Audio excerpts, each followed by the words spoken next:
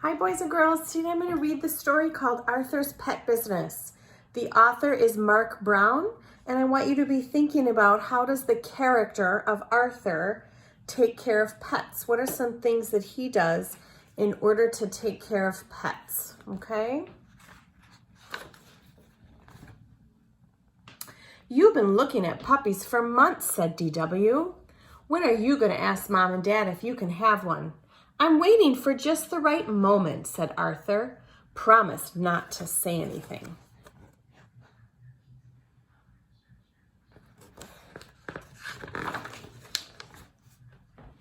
That night at dinner, Father asked, "What's new?" "Arthur wants a puppy," said DW.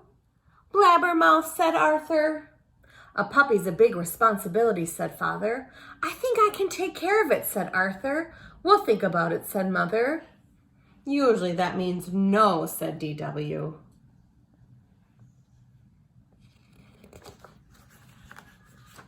After dinner, Mother and Father did the dishes. "Can you hear what they're saying?" asked Arthur. "They're worried about this new carpet," said DW. "We've decided you can have a puppy." "If you can take care of it," said Father. "Wow," said Arthur.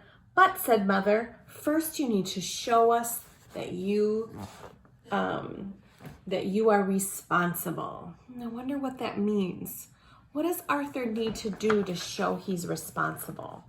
Let's find out. "How will I ever prove I'm responsible?" said Arthur. "The best way I know is to get a job," said DW. "You can also pay me back the $7 that you owe me." Arthur wondered what kind of job should he get. He could work at the bank. He could work in the junkyard. "Do something you like," said his friend Francine.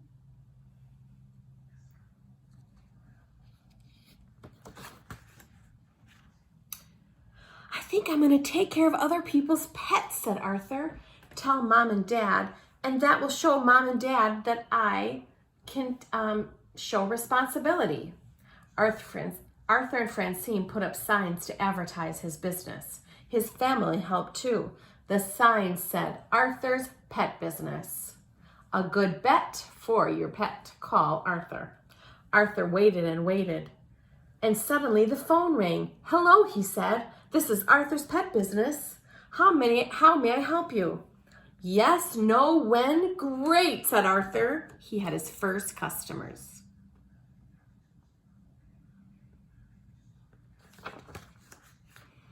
"Hooray! I'm going to watch Mrs. Wood's dog while she's on vacation, and I'm going to earn $10, said Arthur. "Oh, no," said TW, "not that nasty little Perky." "Isn't that the dog that everyone calls Jaws?" asked Father. "Yup, that's Perky," said DW.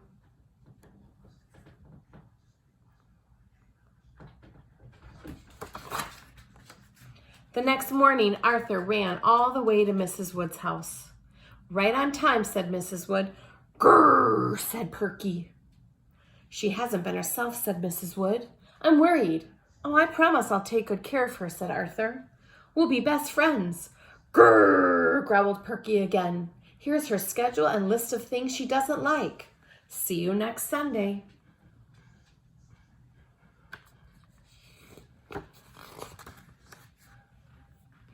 Arthur did his best to make Perky feel at home. He brushed her. He fed her favorite foods, and he made sure to take lots of long walks with her. Perky made sure they had the whole sidewalk to themselves. He's showing good responsibility. "You look exhausted," said Mother. "Maybe taking care of a dog is too much for you." "Oh, I think any dog will be easier than Perky," said Arthur. Word of Arthur's pet business got around. On Monday, the Macmillans, they asked Arthur to watch their bird. On Tuesday, Prunella gave Arthur her ant farm. And on Wednesday, the Brain asked Arthur to watch his frogs while he was on vacation. Best of all, on Thursday, the amazing Larry asked Arthur to keep Cuddles, his trained boa constrictor, which is a big snake.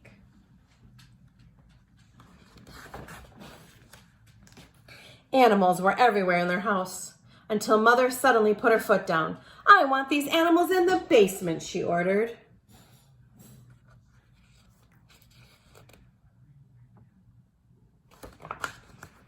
By bedtime, all the pets were downstairs except for Perky. Lucky Perky got to sleep on Arthur's bed. On Saturday, Buster asked Arthur to go to the movies. "Oh, I can't," said Arthur. "You see, I've got to clean the cages, and then it's feeding time, and it's Perky's last night. She seems a little sick, and I don't want to leave her," said Arthur. Arthur is definitely showing good responsibility.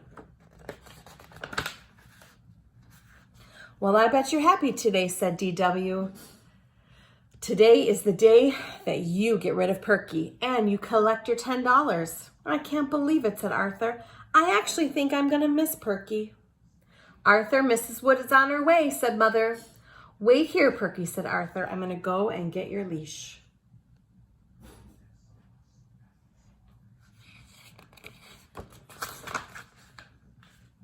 When Arthur went back into the kitchen, Perky was gone. "Here, Perky, Perky," said Arthur, but Perky didn't come. "She's not in the basement. She's not in the backyard. She's lost," said Arthur. "Oh no," said DW. "Now you're in some big trouble."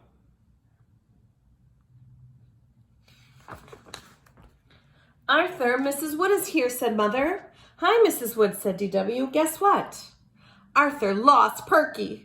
"My poor darling Perky is lost," said Mrs. Wood. "Don't worry," said Father. "We're looking for her right now." Suddenly they heard a little bark. "Woof, woof." "Everybody come quick," said Arthur.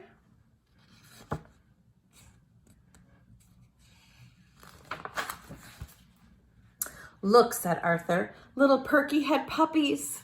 No wonder she's been acting so strange. You've done a wonderful job taking care of Perky when she needed a friend the most." "How can I ever thank you?" said Mrs. Wood. "A reward would be nice," said DW. "Shh," said Mother. "Here's the money I owe you," said Mrs. Wood. "And how would you like to keep one of Perky's puppies as a special thank you?" "Oh, I'd love to," said Arthur, "if I'm allowed."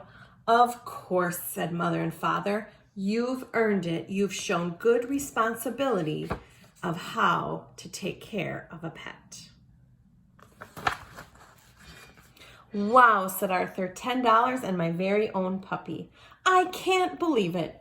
"Neither can I," said DW. "Now you can finally pay me my $7. Cha-ching, went her cash register.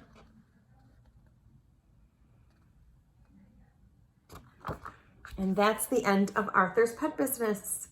I hope you enjoyed the story, and I hope you think about what are some ways that you can take care of a pet just like Arthur did.